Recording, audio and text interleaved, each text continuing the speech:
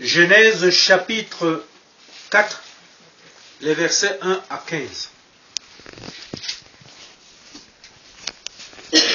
Nous lisons. Adam connut Ève, sa femme. Elle conçut et enfanta Caïn, et elle dit, j'ai formé un homme avec l'aide de l'Éternel. Elle enfanta encore son frère Abel. Abel fut berger et Caïn fut laboureur. Au bout de quelque temps, Caïn fit à l'Éternel une offrande des fruits de la terre. Et Abel de son côté en fit une des premiers-nés de son troupeau et de leur graisse. L'Éternel porta un regard favorable sur Abel et sur son offrande, mais il ne porta pas un regard favorable sur Caïn et sur son offrande. Caïn fut très irrité et son visage fut abattu. Et l'Éternel dit à Caïn, « Pourquoi es-tu irrité et pourquoi ton visage est-il abattu?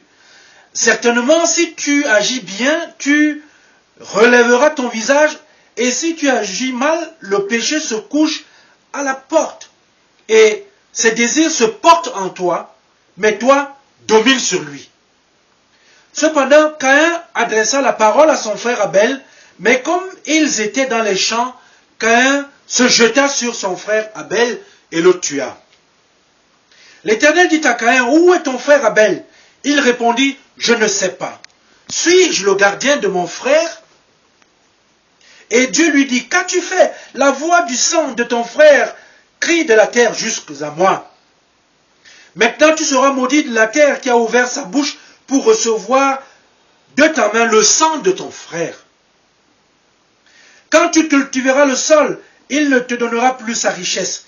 Tu seras errant et vagabond sur la terre. » Caïn dit à l'Éternel, « Mon châtiment est trop grand pour être supporté. Voici, tu me chasses aujourd'hui de cette terre. Je serai caché loin de ta face. Je serai errant et vagabond sur la terre, et quiconque me trouvera me tuera. » L'Éternel lui dit, « Si quelqu'un tuait Caïn, Caïn serait vengé 7 fois. » Et l'Éternel mit un signe sur Caïn, pour que quiconque le trouverait ne le tuât point. L'herbe sèche, la fleur fane, elle tombe, mais la parole de Dieu demeure éternellement. Prions le Seigneur. Seigneur notre Dieu, nous te disons merci parce que c'est toi qui nous réunis. Et chaque fois que tu nous réunis, tu nous parles. Mais ta parole est tellement profonde que nous avons besoin de toi, une fois de plus, pour pouvoir en saisir la portée. Viens donc Seigneur, viens nous parler, viens nous éclairer, viens nous nourrir pour ce jour, au nom de ton Fils Jésus. Nous t'avons prié. Amen. Chers frères et sœurs dans le Seigneur, le texte que nous venons de lire est un texte qui est connu de tous ceux qui sont de la famille de l'Église. Parce que cette histoire de Caïn et d'Abel est une histoire qui a déjà été entendue par nos oreilles, ici ou là. La question aujourd'hui qui nous porte, qui nous amène à visiter ce texte, c'est de s'interroger sur ce qu'est l'homme aujourd'hui, ce que représente l'homme aujourd'hui pour son prochain. Qu'est-ce que je représente pour toi? Qu'est-ce que tu représentes pour moi? Qu'est-ce que quelqu'un d'autre que je ne connais pas représenterait pour moi? Bien aimé dans le Seigneur, cette histoire, on va revenir très rapidement pour marquer quand même l'intérêt ici de voir Dieu qui crée l'homme, pour placer l'homme, son bijou, la dernière créature de Dieu, l'homme, qu'il va placer au jardin d'Éden avec des recommandations. Et l'homme qui a également à ses côtés une femme que Dieu lui donne. Mais les recommandations de Dieu ne sont pas observées. Parce qu'en ce temps-là, l'homme était l'ami de Dieu. Dieu causait avec Adam comme vous m'entendez présentement. C'était une conversation permanente. Mais parce qu'il a transgressé la loi de Dieu, l'homme appelle sur lui maintenant des conséquences. D'abord, premièrement, il est chassé du jardin d'Éden. Maintenant, il est chassé du jardin avec sa femme. Et ce qui se passe, le texte nous fait comprendre que Adam connut sa femme Ève. Il s'agit ici là d'une relation, de rapports normaux entre mari et femme. Et il va connaître sa femme et elle va mettre au monde un fils à qui elle donne le Caïn. Le nom de Caïn, Caïn signifie quoi en hébreu? Caïn signifie ici, parce qu'il faut bien comprendre ce qui se passe. Caïn, c'est l'acquisition. C'est quelque chose que je possède par moi-même. En fait, à partir du moment où Ève, qui est la mère des vivants, a été chassée du jardin d'Éden, parce que là, elle a appelé la mort à travers ici la faute, elle n'est plus censée donner la vie. Et donc, pour Ève, le fait d'avoir donné naissance à un être vivant, alors que Dieu l'a chassé du jardin en disant que si tu touches, si tu manges du fruit de l'arbre, tu mourras. Elle dit, je ne suis pas morte. Donc, l'enfant qu'elle met au monde, comme il est fort, il est costaud, elle dit en son cœur, je me suis battu contre Dieu, j'ai donné la vie. Donc, c'est une acquisition. C'est donc ici là une sorte de joie qui l'habite, qu'elle a réussi à donner la vie là où elle était censée être appelée à la mort. Eh bien, elle va donner un deuxième enfant. Mais celui-là, Abel. Abel, il est vraiment, c'est quelque chose tellement fragile. Parce qu'Abel, c'est quoi? C'est juste une sorte de vapeur. Quelque chose de très fragile. C'est ça la signification d'Abel. Mais, pourtant, il va vivre. Caïn, vivant, Abel, vivant, les deux vont grandir. Chacun avec sa fonction. Abel est berger et Caïn est laboureur. Et voilà, le texte nous fait comprendre ici là qu'il y a une situation qui va naître à un moment précis, c'est que Caïn va aller, n'est-ce pas, faire une offrande au Seigneur, il va faire élever vers le Seigneur, n'est-ce pas, une offrande, il fait des sacrifices pour le Seigneur. Mais le texte nous dit, ce n'est pas, le Seigneur n'a pas vu, n'est-ce pas, ces offrandes, n'est-ce pas, avec un regard favorable. Mais c'est les offrandes, n'est-ce pas, d'Abel que le Seigneur est bien aimé dans le Seigneur. Il se passe quelque chose à ce moment-là. Le Seigneur voit immédiatement dans Caïn, dans son regard, dans son cœur, il voit ce qui se dessine, le mal qui est en train de prendre forme. Parce que là, Caïn est vexé. Il est vexé. Pourquoi est-ce que son offrande n'est pas regardée favorablement? Mais comment? La question que nous pouvons poser est de savoir, a-t-il su que son offrande n'avait pas eu une réception favorable? Eh bien, chez eux, il était de nature que lorsqu'on fait une offrande et qu'on l'élève, la fumée va monter vers les cieux. Eh bien, lorsque la fumée montait toute droite, sans être perturbée, ça veut dire que Dieu acquiesçait, Dieu était, n'est-ce pas, d'accord, n'est-ce pas, avec ce que vous lui donnez.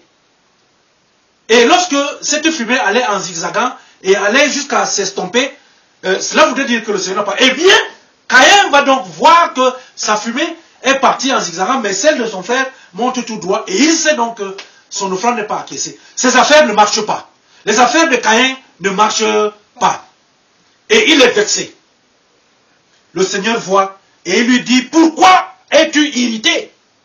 Et pourquoi ton visage est-il abattu? Déjà il est vexé. Mais non seulement il est vexé, et mal à l'aise, ce qui se produit en lui, c'est ce qui constitue aujourd'hui l'ossature de notre entretien. Il y a la jalousie. La jalousie. La jalousie s'installe. Pourquoi son affaire marche et mon affaire ne marche pas? Bien-aimés dans le Seigneur, je vais vous proposer un thème simple. Un vrai chrétien n'est pas jaloux de son prochain. Un vrai chrétien n'est pas jaloux de son prochain. Il ne faut pas être jaloux. Parce que la jalousie a ses conséquences, comme nous allons le voir là tout à l'heure. Ces affaires ne marchent pas. C'est un peu comme dans le contexte aujourd'hui où nous vivons. Nous sommes en France. Lorsque quelqu'un quitte, ses affaires ne marchent pas. Il vous regarde, il n'est plus content. C'est comme si c'est vous qui l'avez mis dans des problèmes. Tu pars du Cameroun, je pars du Cameroun. Tu as pris l'avion ton jour, je prends l'avion mon jour. On est en France. Eh bien, chacun d'entre nous est face ici là à la question, n'est-ce pas, du séjour. Chacun est en face des problèmes du travail, l'emploi, la maladie. Il faut les mutuelles. Et tout ça. Les choses qu'on ne connaissait pas de là où on vient. Mais lorsque tes tentatives, ça ne marche pas, tu te retournes, tu es vexé. Tu prends que c'est comme si c'est moi qui est responsable de tes affaires qui ne marchent pas. Le Seigneur, en reprenant Caïn, lui dit ceci. Certainement, si tu agis bien, tu relèveras ton visage. Parce que là, maintenant, tu es comme ça. La face est attachée. Mais il lui donne la possibilité, il lui fait comprendre, tu as encore la chance, la possibilité de te rattraper. Parce que Dieu donne toujours le rattrapage à ses enfants.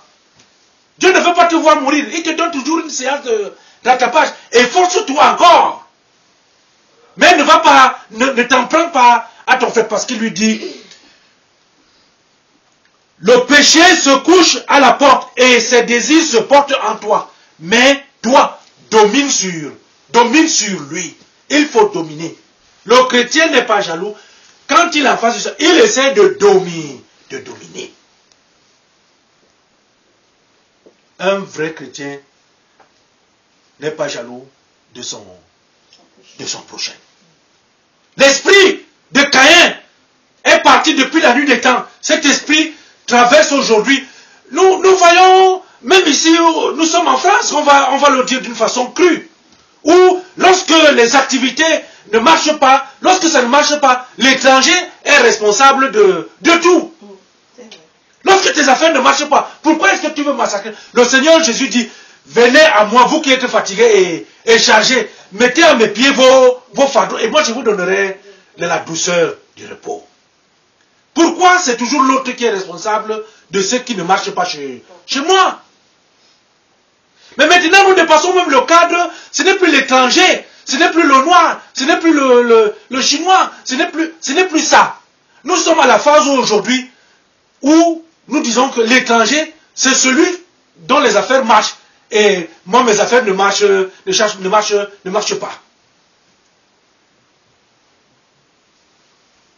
Bien-aimé dans le Seigneur, cependant, Caïn adressa la parole à son frère. Nous ne savons pas, le texte ne dit pas quel genre de parole. Est-ce que c'était des paroles douces? Est-ce que c'était des paroles violentes? Qu'est-ce qui s'est passé? Mais il est simplement dit que, mais comme il était dans les champs, Caïn se jeta sur son frère Abel et le tua. Il met fin à la vie de son frère. Parce que son offrande est agréée et ses affaires marchent. Et parce que moi, mes affaires ne marchent pas. Bien-aimés dans le Seigneur, quel genre de meurtrier sommes-nous aujourd'hui? Quel genre? Il est dit simplement qu'il le tua. Mais de quelle manière? L'avait-il égorgé? L'avait-il poignardé? Est-ce qu'il l'avait assommé avec un gourdin? Comment est-ce qu'il a mis un terme à sa vie? Mais le Seigneur Jésus dit, toute personne qui a déjà de la violence dans son cœur a péché. Ça veut dire qu'on est meurtrier simplement parce qu'on a pensé là-dedans. Parce qu'on a été violent. Bien-aimé dans le Seigneur, aujourd'hui, celui qui est jaloux, c'est un Caïn. Celui qui est jaloux, c'est quelqu'un qui ne veut pas, n'est-ce pas, c'est-à-dire que, parce qu'il est jaloux de ce que toi tu as, il veut que toi tu meurs, que tu disparaisses. Parce qu'il veut ce que tu as. Nous pouvons donc dire que les jaloux sont des meurtriers. Tout simplement. Nous pouvons continuer en disant ici là que les gens qui sont les partisans, lorsque quelqu'un déteste l'autre et toi tu es dans son camp, comme on dit, que les ennemis de mes amis sont mes ennemis, cela voudrait dire que tu es également un meurtrier. C'est l'esprit de Caïn. Un esprit de jalousie qui porte ici en lui une vexation et un besoin de voir l'autre disparaître, de ne plus exister. Pourquoi? Parce que ce qu'il est représente quelque chose de douloureux pour moi. Je ne veux pas le voir.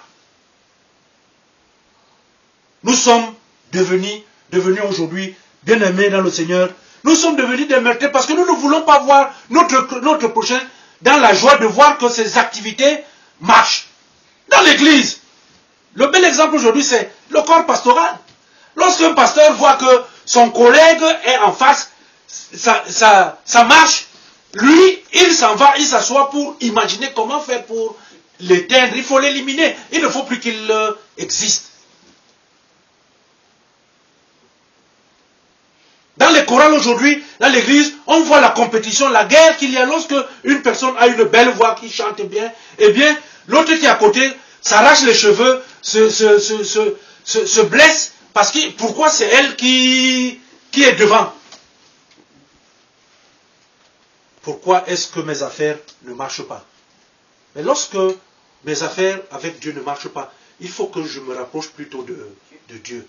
Ce n'est pas le prochain qui a la solution, mais c'est Dieu qui a la solution à mes problèmes. Et il faut garder présent à l'esprit que nul sur terre n'est pas protégé par Dieu. Parce que ce qui se passe dans la communication, c'est que lorsque la question est posée, mais qu'est-ce que tu as fait? Caïn, qu'est-ce que tu as fait? Parce que rien de ce que nous faisons n'est caché aux yeux de Dieu. Bien-aimés dans le Seigneur, il faut bien comprendre ici dans ce texte que la question n'est pas venue là-dedans. La question n'est pas venue de Ève. Les parents n'ont pas posé la question que où est Abel. Mais c'est Dieu. C'est Dieu qui s'est soucié de savoir quelle est la position d'Abel. Et parce que le sang versé remonte vers lui. C'est une assurance pour chacun d'entre nous que le Seigneur nous aime. Dieu veille sur nous. Même si d'autres personnes ne veillent pas sur nous, Dieu veille sur chaque enfant.